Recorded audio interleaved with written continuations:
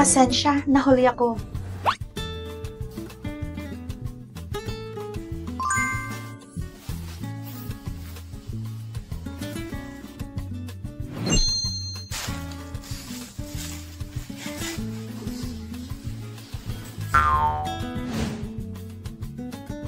Hello, para sa kasal.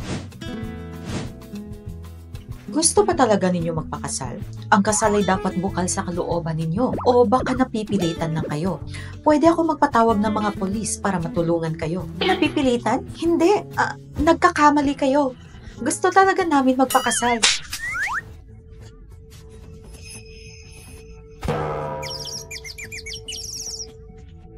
Kagustuhan? Sir, ito ba ay desisyon talaga ninyo? Tama, sang-ayon ako sa kasal. Nakapagtataka ang pagpapakasal nila kahit malaki ang agwat sa estado ng buhay. Mr. Fu at Miss Wen, ito na ang marriage certificate ninyo. Oh, saan ka pupunta? Sandali! Hintay! Futing Shen, hintayin mo ako! Asawa ko! Nakuha na natin ang certificate kaya tapos na ang lahat. Huwag mo na akong sundan pa. Hindi mo ba ako ihahatid pa uwi? Kasal na tayo at asawa na kita ngayon. Pwede na tayo magtabi at magkaanak. Gusto mo ba nabigyan kita ng anak? When run you, nakita mo na ba sarili mo sa salamin? Pero kasal na tayo. Dapat magkasama tayo bilang mag-asawa. Hindi mo ba talaga alam ang dahilan kung bakit tayo napakasal? Ano? Lolo, pinagkasundo mo ako sa babaeng probinsyana? Anong probinsyana? Futing Shen. Huwag kang masyadong mayabang. Noong nasa army pa ako, utang ko sa lolo ni Xiaoyu ang buhay ko. Kung hindi dahil sa pagligtas niya sa akin, malamang isa na ako sa mga kawawang nasawi noon. Kaya hinanap ko siya sa loob ng maraming taon para makabawi sa kabutihan niya. Pero bigo ako dahil patay na siya ngayon at naiwan ang kawawa niyang apo na nag-iisa. Nang nalaman ko kung nasan si Xiaoyu, gusto ko ikasal ka sa kanya. Wala nang dapat pag-usapan.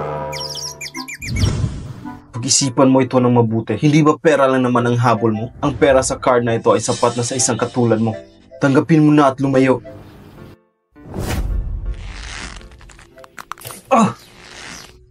When run you? Babae ka lang pero bakit ang lakas mo? Nagugol ako ng oras magsanay ng kung fu. Futing Shen, gusto ko umuwi kasama ka. Hindi mo ba naiintindihan ang sinabi ko? Kahit meron tayong marriage certificate, isa lang yung papel. Wala tayong pakialam sa isa't isa, okay? Hindi pera ang habol ko sa'yo. Sa village namin, ang babae ay dapat kasama sa kanyang naging asawa. Puwera lang kung balo. Pinakasalan mo lang ba ako para maging balo? When run you?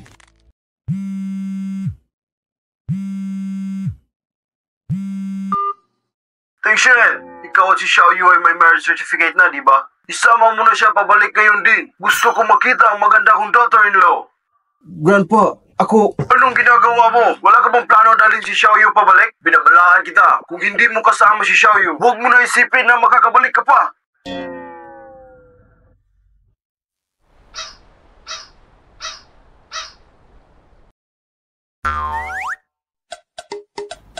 Tara na.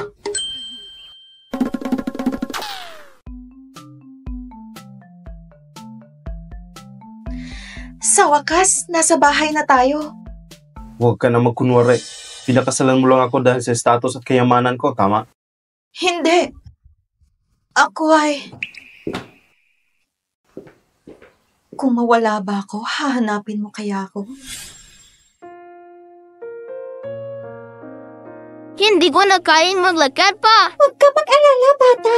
Kunti na lang at mararating na natin ang sakayan ng bus pa uwi. Salamat kung napala si Futing Shen. Anong pangalan mo? Ako si Winran Yu. Ha? Ako si Winran Yu. Tumutulong sa mga naaapi at nagtatanggol laban sa mga masasama. Nakita ko na si Young Master! Andito siya! Master, nagulantang ang lolo mo nang nalaman na nawala ka sa summer camp. Pero huwag ka maglala. Andito na kami at iuwi ka na namin. Teka lang. Sige. Ito ang iniwan sa akin ni Mama. Ngayon, ibibigay ko ito sa'yo. Babalikan kita balang araw. Ilang taon na rin. Nakalimutan mo na ako.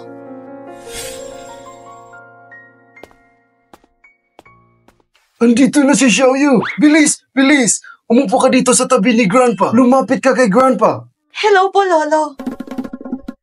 Apo, hindi mo ba nakikita? Hindi mo man lang ba siya ipaghahanda ng makakain? Okay lang po, Lolo. Maupo ka. Talagang ang ganda at napakatalino ng napangasawa ng pilyo kong apo. Humihingi ako ng paumanhin sa iyo. Bakit ako magsusorry? Wala akong ginawa sa kanya. Huwag kang makinig sa kanya. Gusto ka ni Grandpa at ngayon na membro ka na ng Fu family. Sino man ang manakit sa iyo, sabihin mo lang sa akin at magkakatikim sila sa galit ko. At kahit itong pilyo kong apo ang nangapi sa iyo, ay tatakwil ko siya sa pamilya Fu. Lolo, napakabait ni Teng Shan sa akin. Sabi pa niya na kahit kasal na kami, hindi namin pakikialaman ng isa't isa. Ano? Ikaw na asungot ng bata ka? Anong pinagsasabi mo? When are you? Para kang bata kung umasta. Walang hiya ka. Bakit ganyan mo siya tratuhin? Lolo! Lolo, wag po! May nasabi ba akong mali? Wala. Ako ang may mali. Okay? Tigil! Tigil!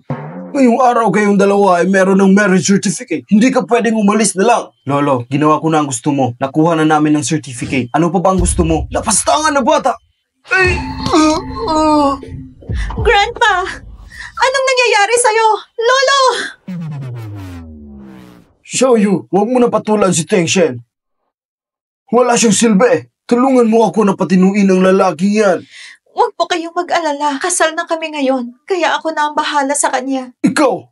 Gusto mo ba ako mamatay sa sakit sa puso? Magpakatino ka kasama ni Xiaoyu. Opo, Lolo. Okay, sige. Maiwan ko na kayo. Ngayong gabi ay para sa bagong kasal.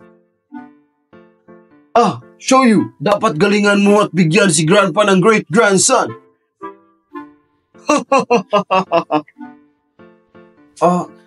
Ang galing mo umarte. Napapayag mo si Lolo para tumira ka sa bahay na to. Wala akong masamang ginawa. Gutom ako. Magluto ka. Ako? Gusto mo ba ako ang gagawa? Di ba kakasabi mo lang na aalagaan mo ako? Sige, papakita ko sa'yo kung gaano ako kasarap magluto. Okay? Kumain na tayo. Kakainin ko lahat to ng nakakamay. Oh, talaga? Kumuha ka ng chopsticks. Ay, oo, nakalimutan ko. Eto na. Isa ito sa paborito ko lutuin. Tikman mo na. Ano? Masarap ba? Nananadya ka ba? Nananadya ka ba? Hindi pa masarap? Hindi ko man lang kaya malunok ang pagkain na yan. Hindi mo man lang magawa ng maayos. Marunong ka pa talaga magluto? Imposible. Alam ko. At wala pa nagsasabi sa akin na hindi masarap. Teka!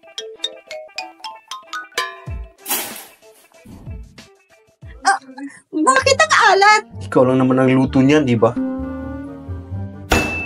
Alam ko na. May mali sa isda na yan, kaya ganyan ang lasa. Noong nasa village ako, wala pa akong nakitang red fish na ganyan. Red fish? Saan mo yan nakuha? Nakakita ako ng 2 isda sa tank, kaya kinuha ko ang isa, ang malaking red fish.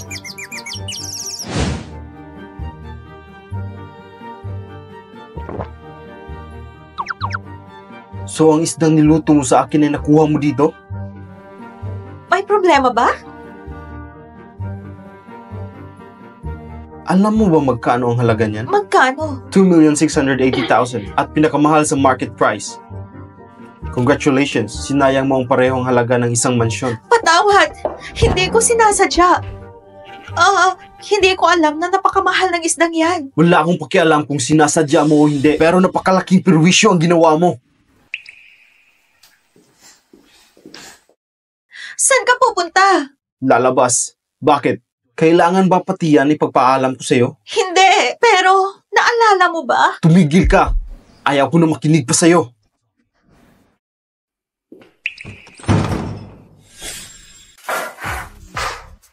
Inong! Yo, anong nangyari kay Mr. Fu ngayon?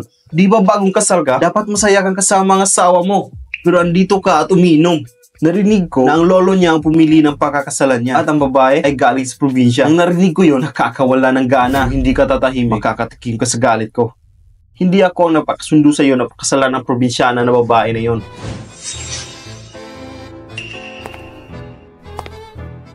Andito na siya. Hi, Miss Anne. Ting Shen, anong nangyari? Hindi ba nagagampanan ng babaeng yon ang pasayahin ka?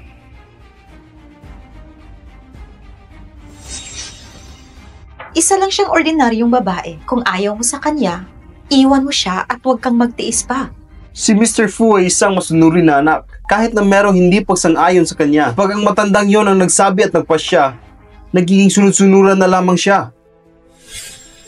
Babalikan kita balang araw. Teng Shen, gusto mo kumala sa kasunduan na ikasal sa probinsyana na yon? Hinahanap mo pa rin ba ang babaeng yun dati? Magkikita ko rin siya. Hintayin mo at mahahanap ko rin siya. Kakausapin ko si Wenran Yu sa divorce.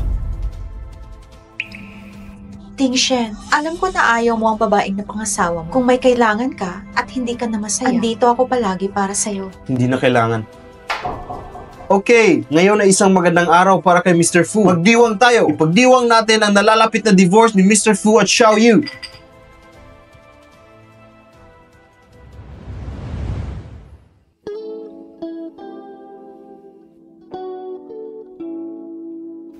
Hindi na niya ako maalala ngayon. Siguro dahil matagal na panahon na rin ang lumipas.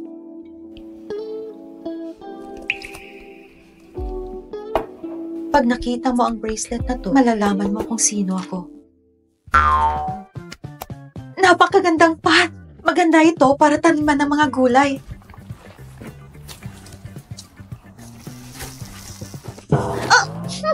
Napakasangsang ng mga chemical na to! Mas maganda talaga sa village at ang natural na pampataba.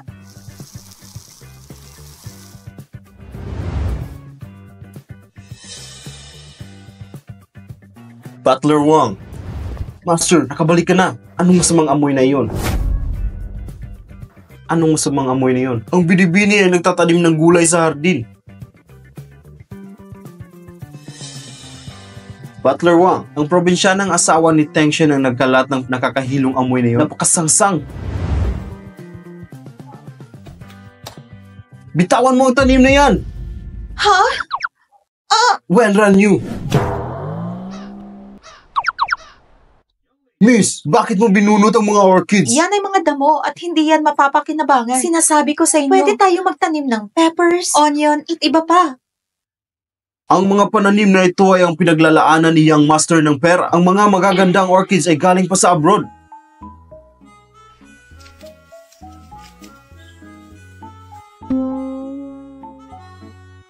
Ano bang pinag-aagawa mo? Ano bang pinag-aagawa mo? Patawad.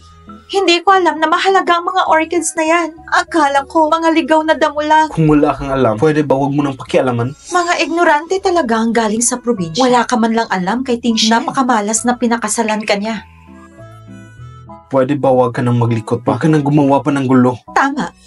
Hindi mo man lang tiningnan ang mukha mo. Hindi ka bagay kay Ting Shen. Kahit maging isang katulong, hindi rin bagay sa'yo.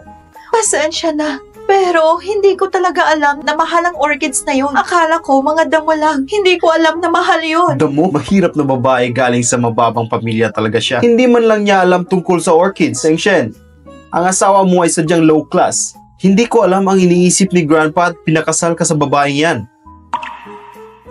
Oo, lumaki ako sa probinsya at hindi pa ako nakakakita ng ganyang halaman. Patawad. Babayaran ko sa kondisyon na gusto mo. Tatanggapin ko lahat. Bayaran? Alam mo ba na magkano ang orchids na to? Kaya mo ba tapatan kung magkano? Miss, sabihin mo nga sa akin kung ano ang relasyon mo sa asawa ko. Wala ka na doon. May gagawin pa kami ng asawa ko. At wala ka na rin pakialam doon. Fu Ting Shen, Tingnan mo siya. Hindi lang niya sinira ang mga orchids, kundi nilapastangan pa ako. Walang pinag-aralan. Footing Shen.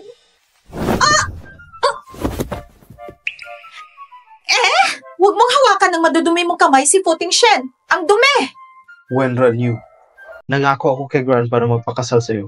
Sa dinami-dami ng tao sa mundo, hindi ko masisikmura kasama ka sa isang bahay. Binigyan kita ng card. Sapat na ang halaga na iyon para sa'yo. Umalis ka na.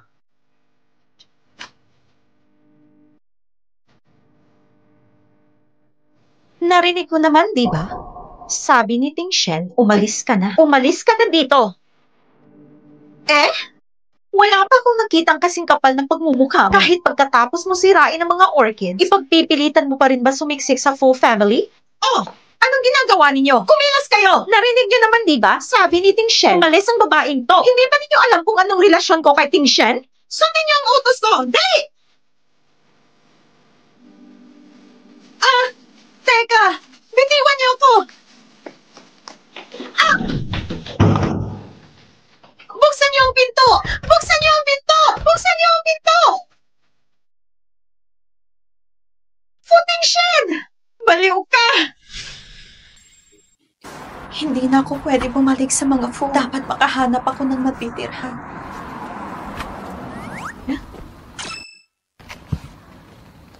Libreng pagkain na tirahan? Okay na sa akin to.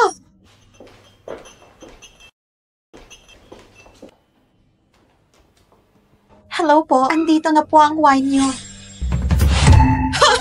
Tingnan niyo kung sino ang nandito. Siya ang asawa ni Footing Shen na pinalayas ng mga Fu. Siya ba talaga ang asawa ni Mr. Fu? Bakit nagtatrabaho siya na waitress sa isang KTV? Walang silbing asawa. Galing siya sa probinsya, di ba? Ibig sabihin, mahirap lang siya. Noong narinig ko ang balita, hindi ako makapaniwala. Pero ngayon, nakakatawa. Hindi ko maisip bakit sinayang ni Mr. Fu ang magandang si Anya at mas pinili ang walang kwentang probinsyanang gaya mo. Hindi ko maisip bakit sinayang ni Mr. Fu ang magandang si Anya at mas pinili ang walang kwentang probinsyanang gaya mo. Oo, mahirap lang ako. Pero hindi ibig sabihin, mas nakakalamang na kayo. Sa mga bagay na hindi tayo magkaintindihan, hindi ako nang huhusga sa inyo. Anya, narinig mo ba ang kawalang hiya niya? Wenran Yu. Ano bang pinagmamalaki mo? Iniisip mo ba na dahil kasal ka kay Ting Shen, ako ang dapat maging Mrs. Fu? Pinalayas ka na niya at kalaunan ay i-divorce. Kung ano man ang narinig niyo tungkol sa divorce, hindi yan mangyayari. At paano ka nakakasiguro? Dahil lang ba sa maamo mong mukha? Galing mong magpangga. Bakit ka ba nag-iiskandalo ng walang rason? Aalis na ako! Hawakan niyo siya!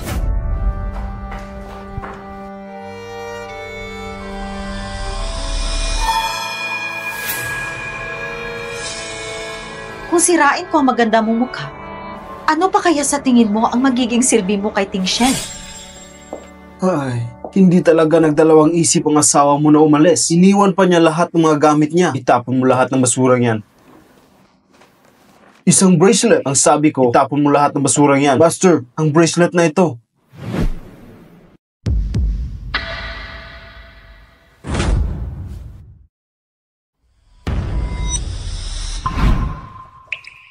Si Wenran Yu ba talaga nang iwan ito? Kagabi siya lang naman ang gumamit sa silid na ito at wala nang iba kundi siya lang.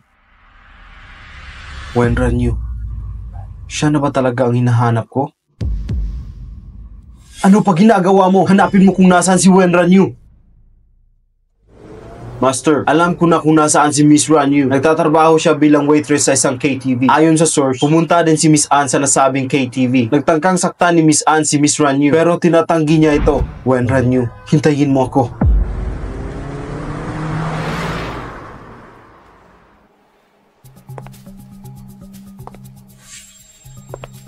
Kung sirain ko ang maganda mong mukha, ano pa kaya sa tingin mo ang magiging silbi mo kay Ting Shen?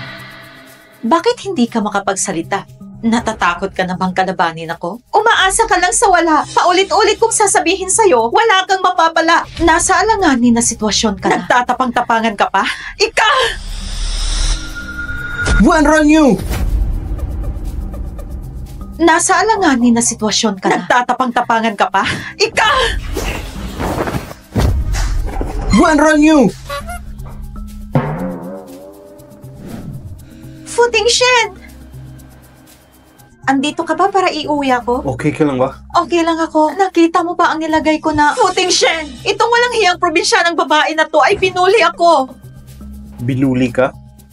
Tingnan mo, sinaktan niya ako dito. Hindi ko sinasadya. Siya ang naunang gustong manakit sa akin at sugatan ng mukha ko. Masakit ba? Ha? Tinatanong kita kung masakit ba? Hindi naman. Futing Shen! Sa gulong nangyari ngayon, wala bang gustong umamin sa inyo? Fu Xiao! Si Anya ang nag-utos ng lahat! Hindi ako! Siya ang may kasalanan! Siya ang nagpahiya sa akin! Gusto ko lang siyang turuan ng leksyon! Kaya sinugatan mo ang mukha niya? Nadala lang ako sa galit. Sinigawan niya ako, kaya ako nagawa yon. Hiningi ka ng tawad. Gusto mo ako mag-sorry sa walang kwentang babaeng yan? Ha!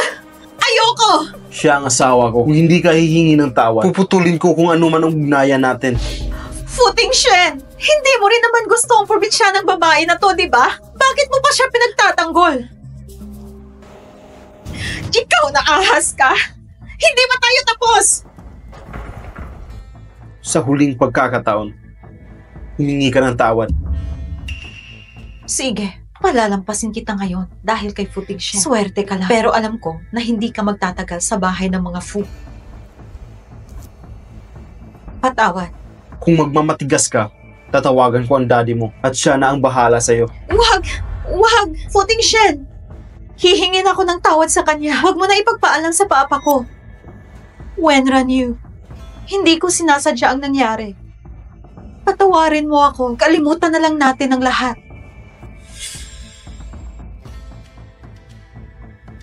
Mrs. Fu, patawarin mo po kami. Mrs. Fu, nagkamali kami. Hindi na po ito mauulit. Galit ka pa ba? Makakaalis na kayo.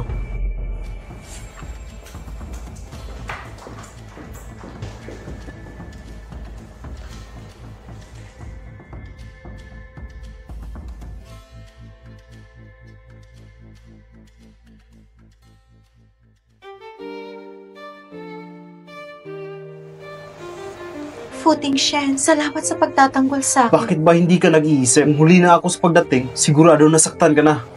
Kahit papagtulungan nila ako, kaya ko ang sarili ko. Okay, dadalhin kita sa hospital.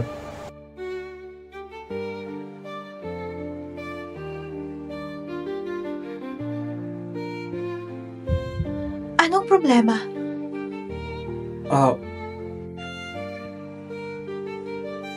Wala. Gamutin muna natin ang sugat mo. Fu Xiao, ang sugat sa mukha niya ay hindi ganoon kadelikado. Hindi rin ito mag-iiwan ng peklat. Pero iwasan mo muna ang oily at maalat na pagkain. Sige po, salamat. Salamat po, Doc. Futing Shen, may problema ka ba? Ikaw... Sagutin ko muna ang tawag. Babalik ako. Sige, bumalik ka agad. Meron akong gustong sabihin sa'yo. Ano yun? Mr. Fu, ang bata na pinapahanap mo dati ay nakita na. Ano? Iyan ang report sa mga tao ko na pinadala ko sa Wulong Village. Nakita siya noong isang araw na nagtatrabaho sa labas ng village. Nakita din sa kanya ang bracelet ng mama mo. Nahanda ko na ang sasakyan. Gusto mo ba pumunta sa Wulong Village? Little brother, tiisin mo lang hanggang makarating tayo sa main road. Makakasakay ka ng bus pa uwi sa inyo. Ito ang iniwan sa akin ng mama ko. Ibibigay ko ito sa iyo at babalikan kita balang araw.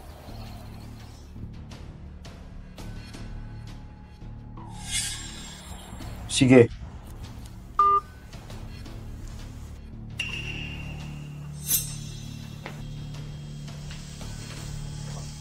Meron akong importante na gagawin. Aalis muna ako. Sasabihan ko ang katulong na sunduin ka dito. Magpahinga ka ng maayos. Futing Shen! Hindi pa kita natatanong kung nakita mo ang bracelet na iniwan ko sa kwarto.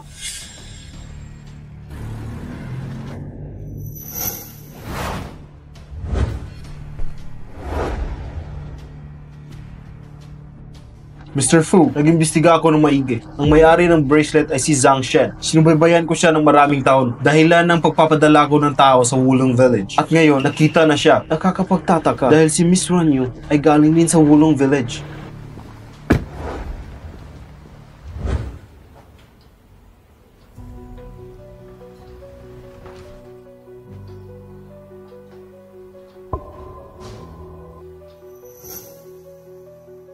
Miss Zhang Shen. Siya si Mr. Fu Tingshen. Tingnan mo po. Mr. Fu?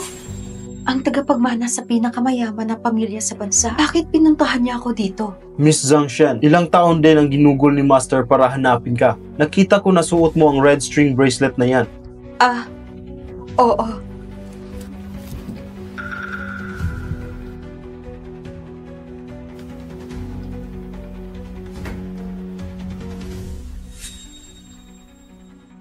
Saan galing ang bracelet na ito? Ito ay... Wenran Yu! Napakaganda ng bracelet mo! Nakuha ko to kahapon. Bigay ito sa akin ng isang batang lalaki at nangako siya sa akin na babalikan niya ako balang araw.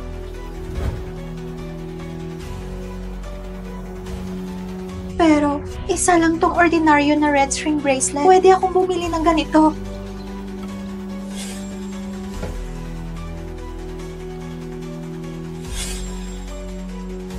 Saan mo nakuha ang bracelet na ito? Binigay yan sa akin ng isang batang lalaki. Bakit ka na binigyan ng bracelet? Ito ay... Nakuha ko ito kahapon. Bigay ito sa akin ng isang lalaki. Nawala siya sa kagubatan at nang makita ko siya, tinulungan ko siyang makabalik sa daan. Sabi ko, ako ay isang black cat sheriff. Dahil niligtas ko siya, naligaw siya noon sa kagubatan. Kaya tinulungan ko siyang makabalik. Binigay niya sa akin itong bracelet na to. Ikaw bang batang yun noon? Mr. Fu, siya ba yun?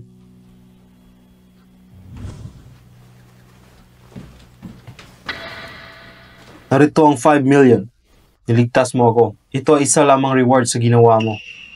Si Fu Tingshen, ang tagapagmana sa pinakamayaman na pamilya sa bansa. Kung isasama niya ako sa syudad, mas maraming pera at katanyagan pa ang makukuha ko. Maliit lamang ang halagang 5 million. Mr. Fu, hindi ko kailangan ng pera. Pwede mo ba akong dalhin sa Beijing? Gusto ko makapagtrabaho sa Fu Group. Ihanda mo ang gusto niya. Opo.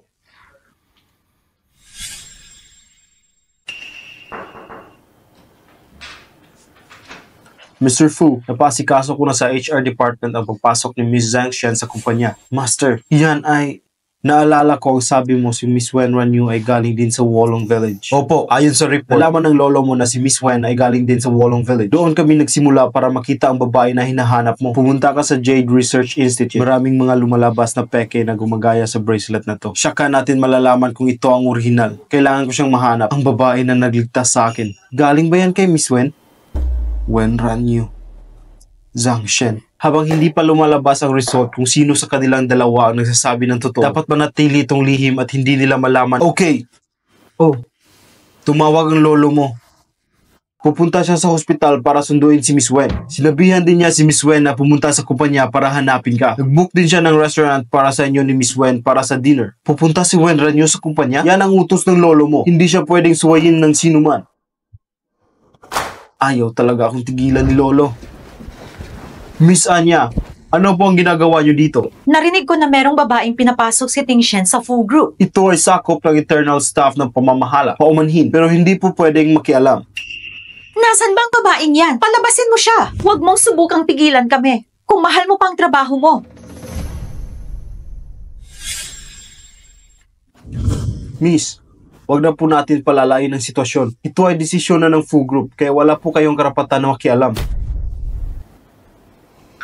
Akala mo ba hindi ko alam na sinungaling ang babaeng yan? Dahil niligtas niya si Fu Tingshen noon. Kaya gusto niyang umiksina ngayon. Sabihan mo siya na umalis sa landas ko. Kung hindi, makakatikim siya sa galit ko at siguradong pagsisisihan niya.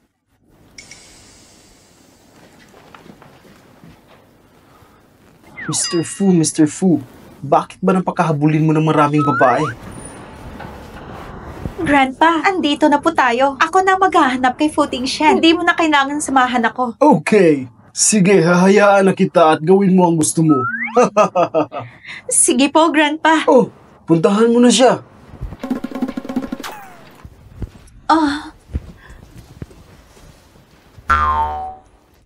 Pupunta muna ako sa palikuran.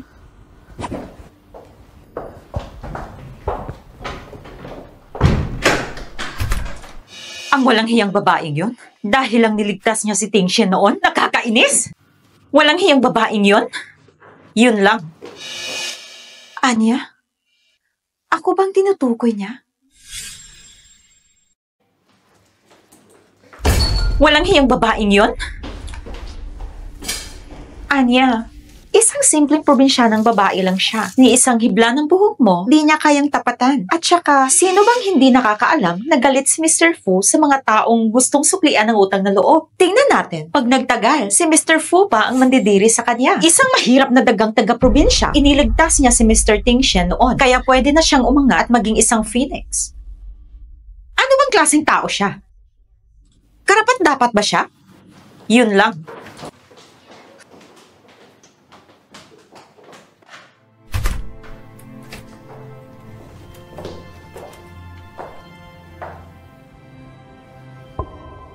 Fu Tingxian, totoo ba? Ayaw mo talaga akong lapitan?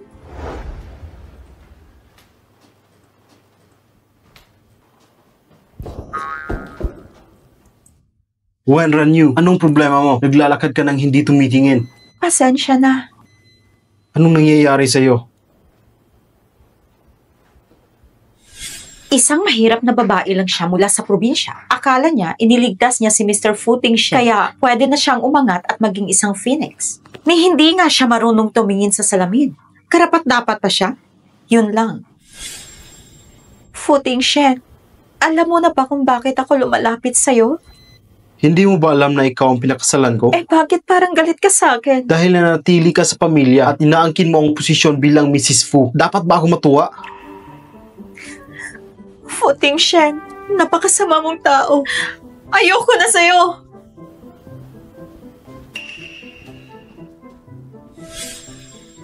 Ano bang kinababaliwan niya?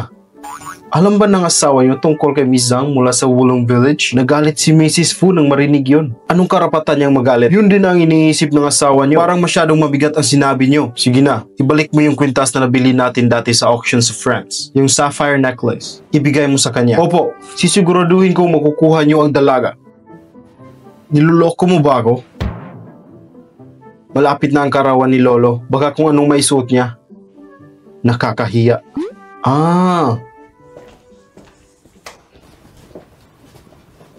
May hinahanap ka ba?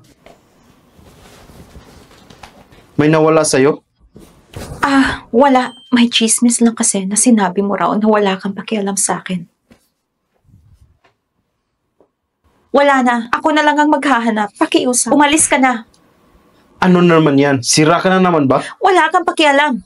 Bahala ka. Yung alahas na binigay sa'yo ni Wang Zhang, nagustuhan mo ba? Mga sirang bato lang naman yon. Marami niyan sa amin sa probinsya. Sirang bato? Galing yun sa auction sa France. Grabe ka, wala ka talagang alam. Hindi mo naiintindihan ang halaga. Oo, lumaki ako sa probinsya. Pero hindi yan dahilan para kamuhian mo ako. Fu Tingxian, hindi ko akalaing ganito kakababaw. Ikaw ang totoong makinang sa labas, pero bulok sa loob.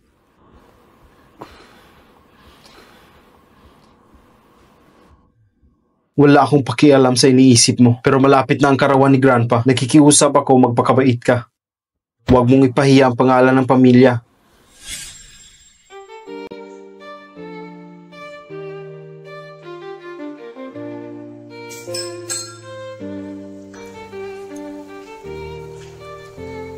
Ngayon ang ika-80 kaarawan ng matanda. Sa palagay mo, yung taga-probinsyang asawa ni Mr. Fu, dadalo ba sa party? Totoo kaya ang chismis na matanda pangit? Isa siyang tunay na prongdi. Wala siyang alam tungkol kay Fu Tingxian. Sa dami ng tao dito, siya lang ang galing sa probinsya. Kawawa. Anya, huwag kang mag-alala. Ang mga darating mamaya, puro mayayaman at sikat sa Beijing. Si Mr. Fu, hindi yan magpapakamatamis ng salita. Kung titingnan mo ang buong party, ikaw ang pinakamakinang na babae. Ganon ba? Kung ako yung babaeng yun, sa ganitong okasyon, mananatili na lang ako sa bahay para hindi mapahiya.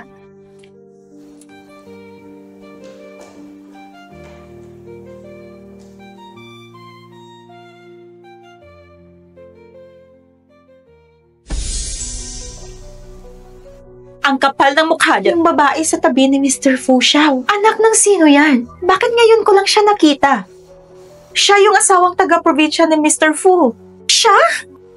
Hindi naman siya mukhang matanda at pangit tulad ng sabi-sabi. Pero taga-probinsya pa rin.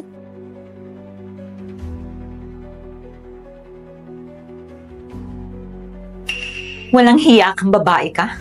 Paano mo nagagawang agawin ng eksena? Humanda ka. Futing Shen. Ngayong araw ang kaarawan ni Grandpa. Bakit ka ba nagkakaganyan? Wala naman akong problema. Ayokong istorbohin ka lang habang kinakausap mo ang kaibigan mong si Anya. Wenran Yu. Futing Shen. Nung huli, sa KTV bar, si Wenran Yu ang dahilan kung bakit may nasaktan sa loob. Huwag ka na sanang magalit. Lumaki man si Wenran Yu sa probinsya. Asawa ko pa rin siya. Kung may mambasto sa kanya, para na rin ininsulto ako. Tandaan mo lang yan sa puso mo. Naiintindihan ko. Simple lang ang ugali niya. Diretsong magsalita. Kung may nasabi siyang hindi mo nagustuhan, huwag mo masyadong dibdibin. Futing Shen, di ba dati ayaw mo naman talaga sa kanya? Bakit ka pa rin nakikipag-usap sa kanya ngayon? Pinag-uusapan lang namin ang dapat pag-usapan. Sandali lang, may tawag ako.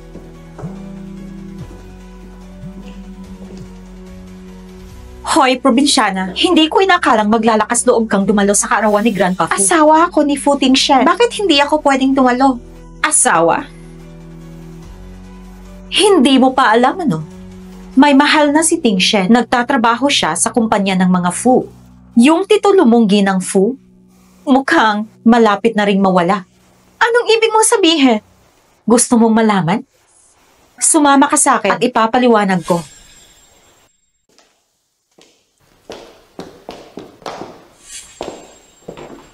Ano bang pinagsasabi mo?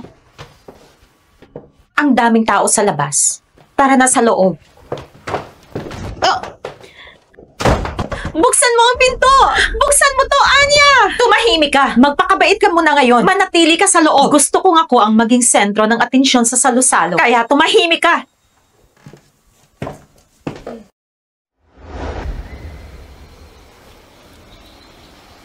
Miss Anne, bakit ka mag-isa dito? Mr. Wang, andito ka pala.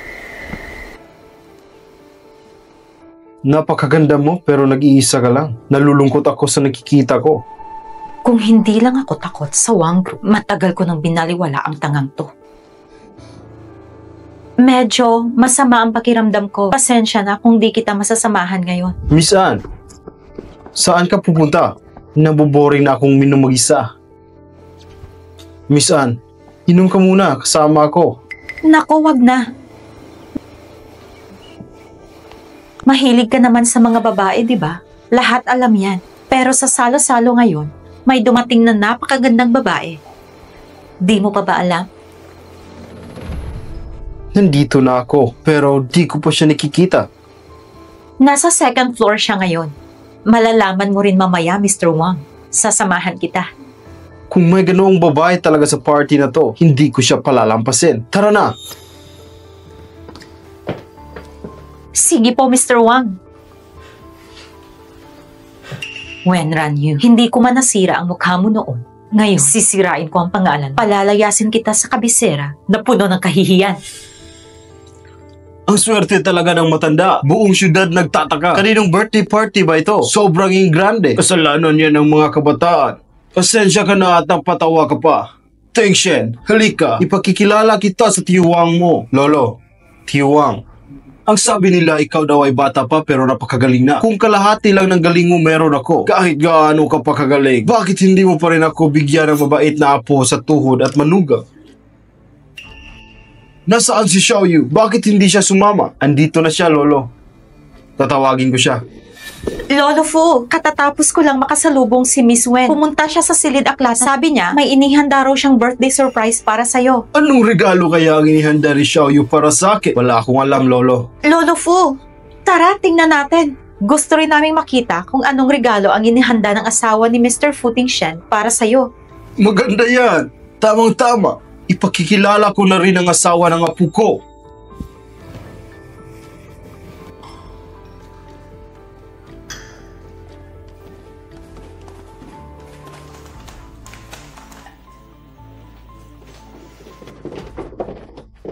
Lolo, nandyan sa loob si Wenran Yu. Ako nang magbubukas ng pinto para sa'yo. Ang asawa ng apo ko ay mabait at may asal. Pinakasalan siya ni Teng Shen. Swerte na rin talaga siya.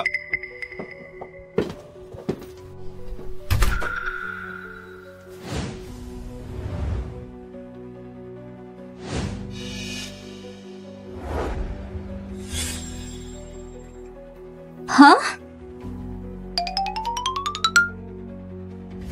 Tay! Bakit ka nandito? Ako... Sinong nanakit sa'yo ng ganyan? Ako.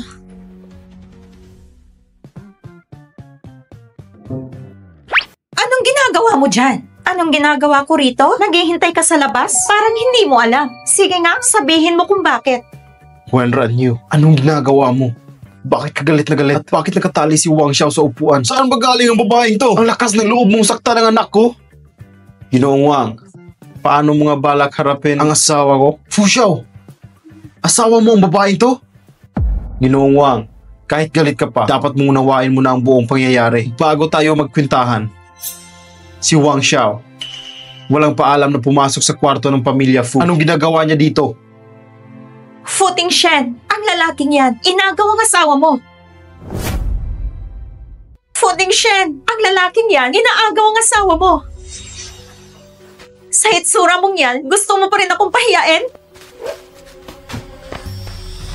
Ang ganda mo, miss. Pahalik naman.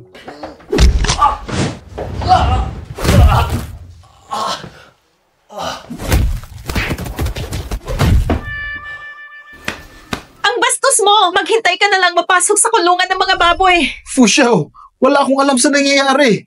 Si Anya ang nagsabi sa akin na akitin ko raw ang asawa mo. Kung hindi dahil sa kanya, hindi ko kayang manggulo sa pamilya mo. Anong kalukuhan ang sinasabi mo? Anya!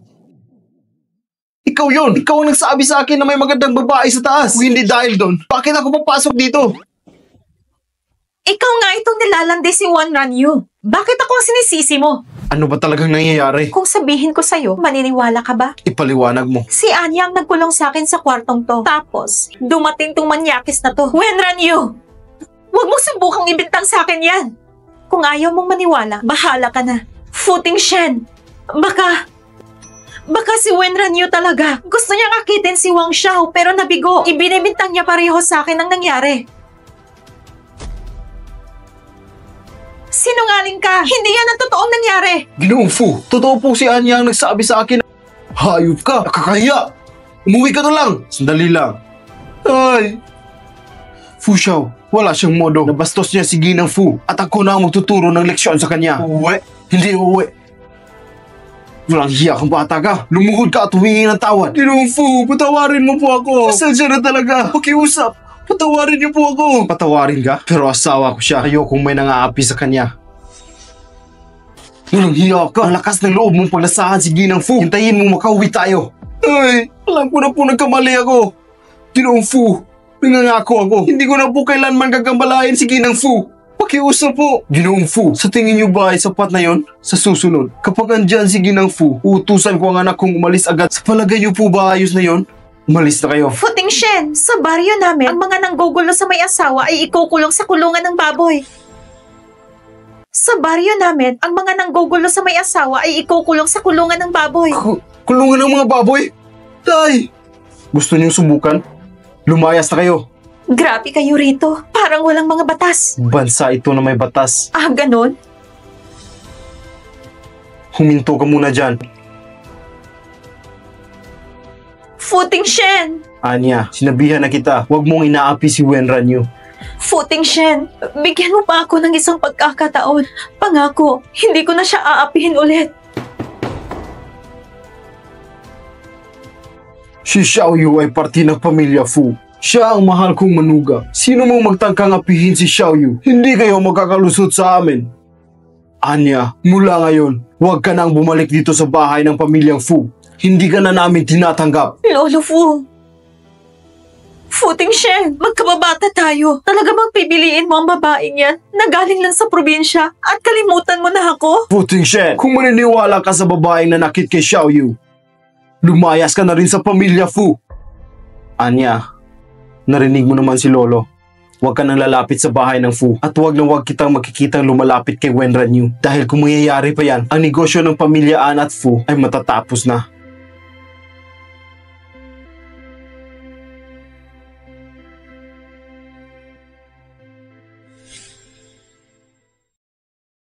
Masaya ka na? Ha?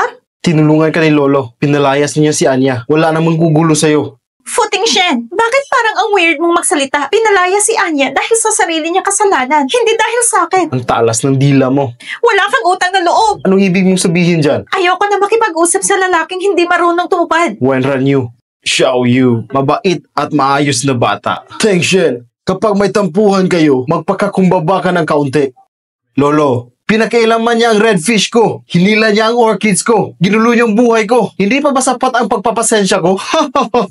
Nakakatuwa ang lambingan yung dalawa. Nakakatuwa? Sa tingin ko, wala sa lugar. Walang alam sa asal. Sabi ko na sa'yo, babayaran ko ang mga nasira ko. Futing Shen, bawal mo na akong pagtawanan. Naghahanap na ako ng trabaho. Huh? Maghahanap ng trabaho si Xiao Yu? Kapag kumita ako, babayaran ko ang redfish mo at yung orchids mo. May pangarap si Xiao Yu. Unang-una si Lolo sa pagsuporta sa'yo. Teng Shen, pumunta ka bukas sa kumpanya. Ayusin mo agad para makahanap ng magandang trabaho si Xiao Yu. Ang Fu Group ay hindi tumatanggap ng galing sa probinsya. Anong sabi mo? Sige na, susubukan ko. Ayusin ko agad yan para sa kanya. Ayan, ayos yan. Tapos na ang birthday party ko. Hindi na kita kailangan dito. Ayusin mo agad ang trabaho ni Xiao Yu. Simula bukas, magtatrabaho na siya sa Fu Group. May mahigpit na patakaran sa kumpanya. Mas mabuti siguro kung Ang ganda ng opisina mo, pero medyo marumi yung bintana. mahilig ka pala sa bintana. Kaya ka nandito para linisin. Sige na nga, pwede ko namang linisin ang opisina mo. Ang tanga mo talaga. Futing Shen, anong trabaho ko dito? Hanapin mo si Wang Zheng. Siya na ang bahala sa'yo. Sige. Futing Shen, kahit isa kang walang puso, salamat pa rin. Tinulungan mo ako makahanap ng trabaho. Maraming salamat. Waga! Bakit pa lagi mo akong tinatawag na walang puso? Walang puso raw? Miss Wen, dito po tayo. Assistant Wang. Miss Zhang, tulungan mo akong pumunta sa planning department. Kailangan mo itong asikasuhin. Sige po. Zhang Zhen? Zhang Zhen? Wenran Yu? Anong ginagawa mo dito sa falls? Dito ako para magtrabaho. Hindi ka ba sumama sa matandang Zhang sa baryo? Lumabas ka para mamalimos? Kasama ko ang master ko. Naglakbay kami sa iba't ibang lugar. Ah, ganun pala. Wenran Yu, yung mga chismes sa baryo lang pala yun. Nag-alala pa ako sa'yo noon. Okay naman ang naging buhay ko nitong mga taon. Pupunta muna ako sa workstation ko. Sige, tara na, Assistant Wang. Dito po tayo. Sandali lang. Si Wenran Yu, siya yung tumulong kay Mr. Fu. Pumunta kaya siya dito para makita si Mr. Fu. Hindi ko dapat hayaang makalapit si Wenran Yu kay Mr. Fu. Wenran Yu, ngayon bang unang araw mo sa trabaho? Ako ay taga HR department. Gusto mo bang akong sumama sa'yo papunta sa workstation mo? Wala pa naka-assign kay Miss Wen na trabaho. I-orient mo siya tungkol sa kumpanya ng Fu. Sige. Xiao Yu, paano ka nakapasok dito sa kumpanya? Eh, ikaw rin naman nandito. Anong special sa'yo? Si Assistant Wang sigurong nagpasok sa'yo, no? Aba, ang talino mo ha? Pero hindi si Assistant Wang. Si Futing Shen mismo. Ano? Yung lolo ko. Siya ang nagligtas sa akin. Kaya inalagaan ako ni Grandpa Fu at pinakasal ako kay Fu Qingxen. Ikaw ang asawa ni Futing Shen? Pero hindi niya ako gusto. Alam kong nasa loob ka ng mga Fus, pero anong trabaho talaga ang gagawin mo? Ito ang trabaho mo ngayon. Anong gagawin ko? Ano pa bang magagawa ko sa babaeng katulad mo? Nababagay lang sa'yo ang pagbabantay dito. Magbantay ka lang dito sa labas. Alalahanin mo na isa kang security guard. Kapag may pinapasok ka na maling tao dito sa kumpanya, tanggal ka na. Huwag kang mag-alala. Gagawin ko ang lahat para hindi makapasok dito ang masasamang tao.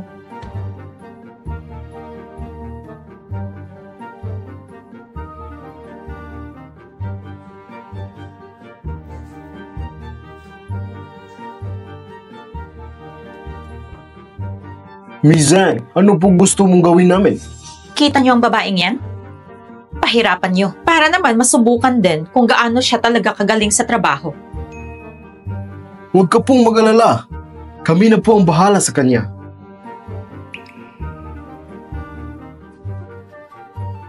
Hoy, ikaw! Ikaw ba nakatokang magbantay dito? Ako nga. May nakapagsabi kasi sa amin na di mo nagagawa ng maayos ang trabaho mo. Ano bang ginagawa ng babaeng katulad mo dito? Umalis ka na dito sa kumpanya. Hindi namin kailangan ng basura dito sa kumpanya. Basura? Hindi ako isang basura. Sa totoo lang, malakas nga ako at magaling. Hoy babae, ano bang pinagsasabi mo? Hindi mo ba alam? Gamit lang ito isang daliri ko, kaya kitang balibagin. Maniwala ka sa akin. Kuya, maniwala ka din sa akin. Huwag kang masyadong mayabang. Mayabang? Hindi mo ba ako kilala? Ako ang namamahala sa security department. Ngayong araw, ipapakita ko sa iyo kung sino talaga ako.